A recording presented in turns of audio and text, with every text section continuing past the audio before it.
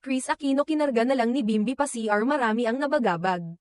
Bumuhos ang mga mensahe ng pag-aalala mula sa mga netizen para kay Kris Aquino. Ang tinaguriang Queen of All Media, matapos niyang ibahagi ang mga larawan kung saan makikitang buhat siya ng kanyang bunsong anak na si Bimby Aquino Yap upang makapagpalit ng damit at gumamit ng palikuran. Sa kanyang Instagram post noong Linggo ika-16 ng Marso, nagbigay si Kris ng update tungkol sa kanyang kalusugan at binanggit din ang dahilan ng kanilang paghihiwalay ng kanyang ex-lover na isang doktor. Ibinahagi niya ang mga pinagdadaanan at mga pagsubok na kanyang kinahaharap, na may kasamang pasasalamat sa mga taong patuloy na sumusuporta sa kanya, sa dulo ng kanyang post. Nagpahayag si Kris ng taos-pusong pasasalamat sa kanyang anak na si Bimby, na patuloy na nag-aalaga at nagbabantay sa kanya sa kabila ng lahat ng hirap na kanyang nararanasan. Life is difficult for all of us but faith in God and real love proven by action gives all the needed willpower to persevere.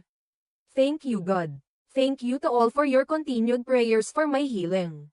And to my Northern Star, Bim for being much more than your mama deserves. Aniya, hindi naman nakaligtas ang post ni Kris sa mga kapwa celebrity na agad nagbigay ng mga mensahe ng suporta at pagdasal.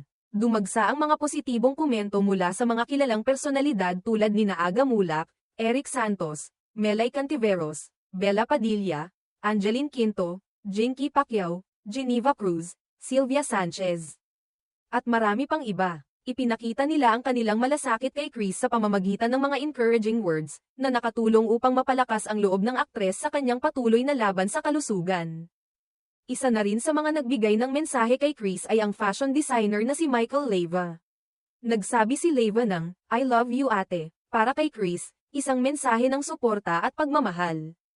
Kamakailan lamang, naging dahilan si Leyva kung bakit lumabas ng bahay si Kris at dumalo sa isang pampublikong kaganapan. Ito ay ang unang pagkakataon na nakita si Kris sa isang public appearance mula nang siya ay magpagamot pagkatapos ng eleksyon noong 2022. Ang pagkakataong iyon ay isang mahalagang hakbang sa kanyang patuloy na pagpapabuti ng kalusugan. Dahil sa lahat ng pagsubok na kinaharap ni Kris, ang kanyang post ay nagbigay ng mensahe ng lakas at pananampalataya sa Diyos. Pinipilit niyang magpatuloy sa kabila ng mga paghihirap. At ipinagpapasalamat ang bawat araw na may pagkakataon siyang magpatuloy sa buhay kasama ang kanyang mga mahal sa buhay, lalo na si Bimby na laging nandyan upang mag-alaga sa kanya.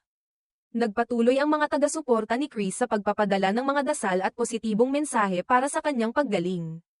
Ang bawat suporta mula sa mga kaibigan, kapwa celebrities, at mga netizen ay nagpapakita ng tunay na pagkakaisa at malasakit sa mga oras ng pangangailangan. Si Kris, bagamat dumaranas ng matinding hamon sa kalusugan, ay patuloy na nagbibigay inspirasyon sa marami dahil sa kanyang lakas ng loob at pananampalataya sa Diyos.